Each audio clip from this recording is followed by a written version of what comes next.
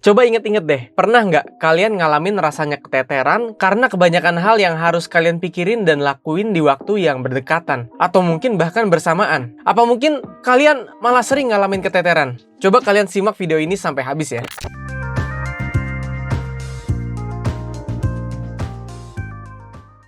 Halo, gua Yos. Pernah nggak denger tentang matriks Eisenhower? Belum pernah? Nah, nonton video ini sampai habis karena matriks Eisenhower ini bisa jadi salah satu hal yang bantu kita buat ngurutin prioritas kegiatan yang perlu kita lakuin duluan yang mana gitu. Jadi metode Eisenhower ini juga dikenal sebagai matriks Eisenhower, yang dimana itu adalah sebuah metode pengaturan prioritas yang diambil dari nama Presiden Amerika Serikat ke-34, Dwight D. Eisenhower. Dia pernah bilang sebuah quote yang menarik nih. Dia bilang begini, "What is important is seldom urgent, and what is urgent is seldom important." Yang artinya, apa yang penting biasanya tidak mendesak, dan apa yang mendesak biasanya tidak penting. Agak nyentil nggak quotes barusan? Jadi sejarahnya sedikit tentang Dwight D. Eisenhower nih. Beliau ini punya karir yang panjang di militer, yang berarti buat dia ngatur prioritas itu jadi penting. Karena itu bisa jadi hidup dan matinya buat dia atau pasukan yang dia pimpin. Berat nih guys. Dia banyak tempur di medan perang, tapi dia dikenang karena peran utamanya di Perang Dunia Kedua. Sampai akhirnya di tahun 1950, dia diangkat jadi panglima tertinggi NATO, yang akhirnya setelah 2 tahun kemudian, dia jadi Presiden Amerika ke-34. Beliau ini pribadi yang bener-bener ngehargain waktu,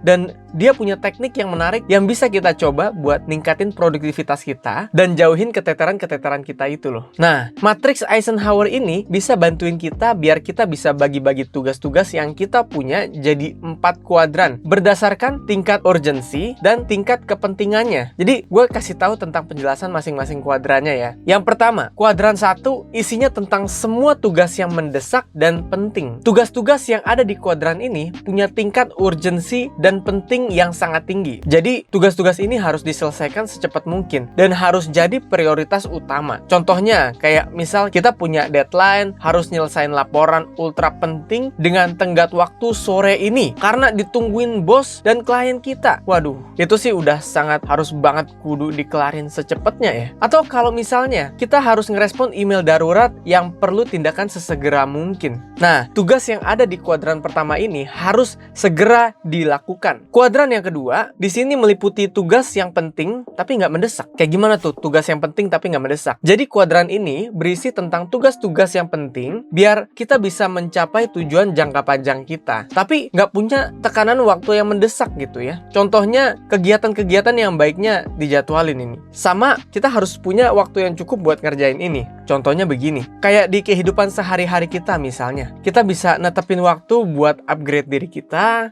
bisa baca buku, kita bisa ikut kursus, ikut pelatihan-pelatihan, planning gitu, rencana jangka panjang buat karir kita apa. Lalu juga yang gak kalah penting di kuadran kedua ini itu jaga koneksi sama orang-orang, rekan kerja, atau rekan bisnis. Atau juga bisa datang ke acara-acara profesional, bangun koneksi, bangun hubungan, biar kita punya koneksi lebih luas lagi. Tapi gak cuma ngomongin karir dan bisnis, kuadran kedua ini juga tentang badan kita, tentang kesehatan kita. Kayak gimana cara kita menjaga kesehatan, olahraga yang teratur, atau juga kesehatan mental kita. Ngumpul, ketemu sama keluarga, ngumpul sama teman-teman biar kesehatan mental kita tetap terjaga. Lalu lanjut ke kuadran ketiga, ngomongin tentang tugas yang mendesak tapi nggak penting sebenarnya. Kayak kegiatannya tuh sebenarnya nggak terlalu banyak kontribusi buat hidup kita ke tujuan jangka panjangnya gitu. Tugas-tugas yang kayak gini baiknya sebenarnya dialihkan aja ke orang lain atau kita bisa delegasiin ke orang lain gitu. Karena kalau kita bisa bagi tugas dan delegasi kegiatan di kuadran ketiga ini ke orang lain,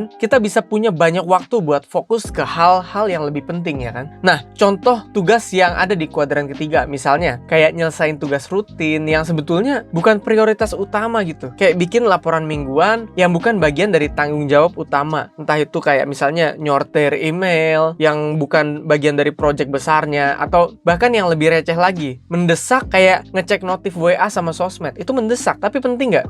Belum terlalu penting juga. Balesin orang satu-satu, terus datang ke meeting-meeting yang nggak penting misalnya gitu. Sama ngelakuin tugas tugas-tugas yang sebenarnya bisa di-assign ke orang lain. Lalu kuadran yang terakhir, kuadran yang keempat. Nah, ini dimana tugas yang nggak mendesak dan nggak penting. Paling gampang gue jelasin kuadran yang keempat ini. Mendingan kegiatan-kegiatan yang ada di kuadran ini nggak usah digubris, nggak usah kita lakuin. Kenapa? Karena kuadran ini isinya tentang hal-hal yang nggak memberikan nilai atau manfaat yang signifikan buat hidup kita gitu loh. Kegiatan atau tugas-tugas kayak gini, baiknya sih dihindari atau dihilangkan dari daftar tugas kita ya. Soalnya ngabisin waktu sama tugas-tugas kayak ini yang cuma akan ngalihin fokus dan produktivitas kita dari hal-hal yang lebih penting ya kan. Contohnya, hal yang nggak penting dan nggak mendesak nih ya, walaupun sebenarnya harusnya gue nggak kasih contoh, kalian udah tahu gitu. Ngecekin mantan lagi ngapain di sosmed gitu. Terus bukannya ngeceknya sebentar gitu ya, ngeceknya lama nih, berjam-jam. Mikir kayak, aduh dulu gue sama dia begini ya, gue dulu sama dia begitu ya, ayah nggak penting banget. Terus zaman sekarang ya kan, banyak juga hal-hal yang bikin kita nggak fokus sama tugas kita yang utama, kayak misalnya nge-scroll TikTok kelamaan, main Instagram kelamaan, nonton YouTube mulu kerjaannya. Itu kan udah nggak penting, nggak mendesak gitu ya. Jadi segala macam sosmednya yang seringkali bikin kita nggak sadar gitu loh. Kalau kita udah buang banyak waktu buat nontonin konten-konten yang nggak ada manfaatnya, nggak kayak channel ini. Wes, muji diri sendiri mulu malah nih. Tapi intinya begini, dengan kita bisa pakai matriks Eisenhower ini, kita jadi bisa ngelis nih tugas-tugas apa yang harus jadi prioritas, dan kita bisa ngatur waktu biar jadi lebih efektif. Percaya nggak? Matriks ini bisa bantu kita buat nggak berprokrastinasi atau buat nggak nunda-nunda kerjaan. Bisa buat ngurangin stres juga dan bikin kita fokus sama tugas-tugas yang punya dampak dan nilai yang signifikan buat hidup kita. Bisa jadi bahan latihan buat kalian sendiri juga. Nih,